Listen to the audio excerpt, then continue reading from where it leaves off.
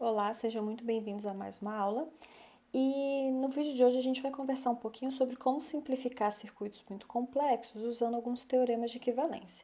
Então aqui a gente tem dois circuitos, um bem grande, complexo, com uma série de resistores. A gente tem inclusive um ponto ligado ao fio terra, em que você pode ver que dá uma corrente zero e uma voltagem nula. A gente vai tratar isso um pouco mais a fundo no próximo módulo, né? No próximo capítulo, na próxima aula. E aí aqui em cima, por exemplo, eu tenho uma fonte, você consegue ver ali que ela é de 5 volts e por ela passa uma corrente de 18,614 miliamperes.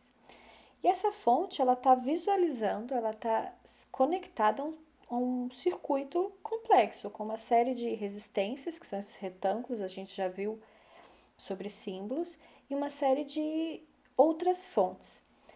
Será que é possível simplificar esse emaranhado com uma única fonte e uma única resistência? Ou seja, será que é possível trocar todas essas pecinhas, cada uma delas, essas resistências e essas fontes, por uma única resistência equivalente e uma única fonte equivalente, que quando ligado a essa fonte lá de cima de 5 volts, provoque o mesmo efeito?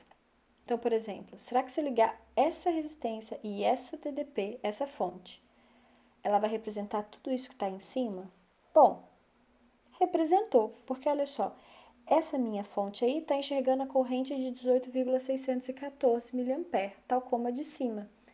Então, de alguma maneira, foi possível achar uma resistência que o circuito de cima equivalesse ao de baixo.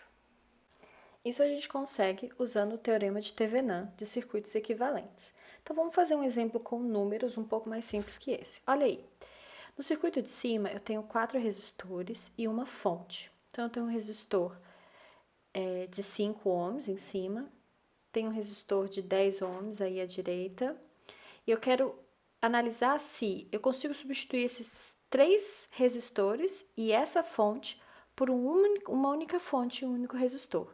Então, eu quero trocar a fonte, o resistor de 5 ohms, o de 20 ohms e o de 4 ohms, por uma única fonte resistor no circuito de baixo. Mas não é qualquer um, é um que garanta que a corrente que o de cima está sentindo, que é de 2,22 ampere, seja a mesma que o de baixo vai sentir.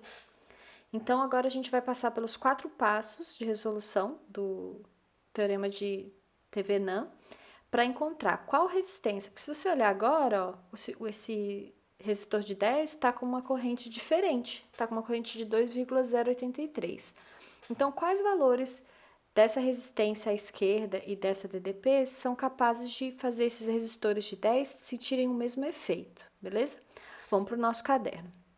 Então, aqui eu coloquei o nosso circuito e embaixo o que a gente quer chegar, uma resistência de Thevenin e uma TDP, uma fonte de Thevenin, ok? Bom, vamos passo a passo, né? Esses passos, para você seguir, a gente vai encontrar na apostila. Então, a gente identifica as nossas correntes, que é o que a gente quer que seja igual, né? Que o resistor sinta a mesma corrente, e X tanto em cima quanto embaixo. E aí a gente começa a resolução. Para fazer isso é legal dar nome a alguns pontos para a gente usar como referência. Então, eu vou nomear em cima e embaixo um ponto A e um ponto B e repito essa mesma nomenclatura embaixo. Então, se você olhar, tudo que está à esquerda dos terminais A e B no circuito de cima vai ser substituído no circuito de baixo pela resistência de Thevenin e a DDP de Thevenin. Então, o primeiro passo, você encontra os passos na página 93 da apostila, do recorte de apostila que eu coloquei, da Kelly, beleza? Tá lá na sua sala. Bom, o primeiro passo ele é muito simples. Você retira do circuito a resistência que não vai mudar, né? Então, você vê que de cima e no de baixo, a resistência de 10 se manteve. Então, você retira ela. Agora está com o circuito aberto. No segundo passo, você tem que encontrar qual é a DDP, qual é a diferença de potencial entre os terminais desse circuito aberto, ou seja, quem é VAB. Essa DDP, VAB, vai ser a sua DDP de Thevenin, ok? Vamos escolher aí uma malha, estou marcando ela em roxo, e quando você escolhe uma malha, você escolhe também um sentido para rodar nessa malha. A gente está escolhendo o sentido anti-horário. Vou chamar essa malha de alfa. Dentro dessa malha, a corrente ela vai ser criada, vai passar pela resistência de 20, mas não vai seguir em direção a B. Então, naquele nozinho ali, eu não tenho uma divisão de corrente, porque o ponto A e B são terminais abertos. Então, a corrente ela corre realmente só dentro do circuito roxo, da malha roxa. Então, vamos lá. Menos 50, porque a corrente chega pelo lado negativo. Tanto a corrente quanto o circuito, quanto a malha estão no mesmo sentido, então positivo, vai ser mais 20 vezes a corrente I. Em cima, tanto a corrente quanto o sentido da malha estão no mesmo sentido, então positivo novamente, vai ficar mais 5 vezes I. Tudo isso tem que dar zero, porque eu voltei ao ponto de partida. E aí é conta, né? A gente vai ter 20 mais 5, 25i. O 50 que é negativo vai para o outro lado positivo. Faço a divisão. Eu encontro que essa corrente que está rodando aí, ela é de 2 amperes. Isso é um resultado parcial. A DDP entre o ponto A e B, ela pode ser calculada pela resistência entre esses dois pontos vezes a corrente, que é a lei de Ohm. A resistência, se você olhar ali, ela é 20. E a corrente, a gente acabou de achar que é 2. Então, eu encontro que a DDP entre o ponto A e B é 40 volts. E eu sei que essa DDP entre esses dois pontos, ela é a DDP de Thevenin, ok? Só um comentário lá em cima, observa que o ponto B, na extremidade direita, é o ponto B enxergado pelo resistor de 20 ohms. Porque eu tenho fio liso. Se eu tenho um fio liso, a resistência é nula, então eu não tenho variação de potencial. Se eu olhar no braço de cima, o ponto A, até chegar na extremidade do 20, tinha uma resistência. E aí?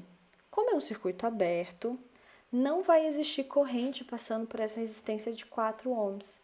E se a corrente é zero, a diferença de potencial também vai ser zero.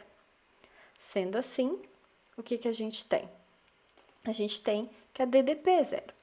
Se a DDP é zero, o ponto A que eu tenho ali no finalzinho do ramo é o mesmo que eu tenho beirando o resistor de 20. Então, eu posso garantir que VAB é a DDP de Thevenin e vale 40. Bom, agora eu preciso achar a resistência de Thevenin. E como é que eu faço isso? Vamos para o terceiro passo. O terceiro passo é você pegar o circuito, sem o circuito já aberto, e retirar todas as fontes do circuito. Quando eu retiro uma fonte de tensão, que é o nosso caso, eu faço um curto-circuito. Eu ligo e transformo num fio liso. Se eu estivesse retirando uma fonte de corrente, eu tiraria a fonte de corrente e deixava o circuito aberto, ok? Mas no nosso caso só tem a fonte de tensão. Então, a primeira coisa é achar a resistência equivalente entre as extremidades A e B. Olhando a figura desse jeito, eu tenho a resistência de 4, depois eu tenho esse conjunto da resistência de 5 e 20 e volto para o ponto B. Uma forma de enxergar melhor como elas estão dispostas, para saber quem está em série e quem está em paralelo, é você linearizar o seu circuito. Então, eu desenho os meus pontos A e B, faço um ponto C auxiliar e começo a ligar esses pontos com as resistências. Por exemplo, entre o ponto A e o C, eu tenho uma única resistência de 4 ohms. Olha lá em cima, entre A e C, uma única resistência. Entre C e B, quantas eu tenho? Bom, o ponto B, ele se repete em todas essas partes destacadas em vermelho porque é um fio liso. E o ponto C está lá em cima. Então, entre o C e o B, eu tenho uma resistência de 5 ohms. Vou desenhar ela aqui em cima. E entre o ponto C e o ponto B, eu tenho uma resistência de 20 ohms. Eu vou desenhar ela embaixo. E aí fica claro perceber que eu tenho duas resistências em paralelo, e é perceptível que é a resistência de 5 e 20, e esse conjunto está em série com a de 4. Então, para achar a resistência equivalente dessas 5 e 20, entre o ponto C e B, eu tenho que 1 sobre a resistência equivalente entre C e B é igual a 1 sobre 5 mais 1 sobre 20. Então, você resolve essa conta, é só algébrico, né? Eu vou ter que a resistência equivalente vai ser 5 vezes 20 dividido por 5 mais 20. Eu tirei o MC e inverti.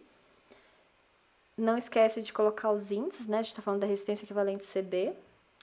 E aí, fazendo as contas, a resistência equivalente entre o ponto C e B dá 4 ohms. O resultado parcial.